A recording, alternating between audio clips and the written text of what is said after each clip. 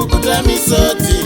Nyarara mwana wamai, uri kuchema pukuta misodzi. Nyarara mwana wamai, uri kuchemeiko.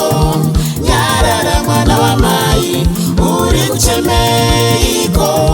Nyarara mwana wamai, uri kuchema pukuta misodzi. Nyarara mwana wamai, uri kuchema pukuta misodzi. Nyarara mwana wamai.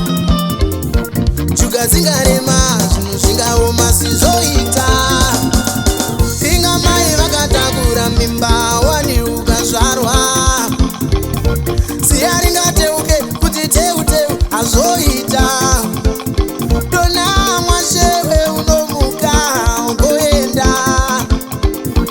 What's up guys ndazongosekawo ndiri kurwara like yo patakasvika Kiki ndakatanga kunzwa flu zvinoyanani kwaari but inini haandori ma1 ndabva ndapindira saka ndapindirawo manje majoini ese akadhakwa ndasaimona ndakatopfeka juice but kupisa.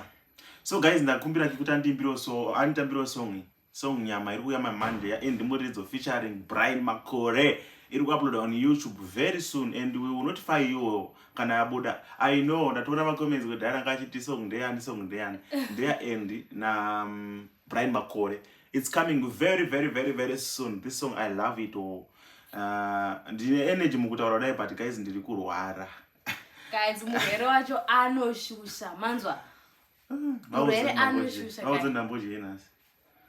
Amwa tea. Isina kana chinhu. Chimunya ndati chiboiliwe chikangogara takada mondizani chida chimunya but now takwanisa kuchidya. Guys unze murwere ada kudya zvenyama arida kungondimutambira ringondishusha. Saka anyway ita ndikutambira da utopedze shungu. Asi da kunza fuji ndintambire. Ita. Uri kuchemeiko.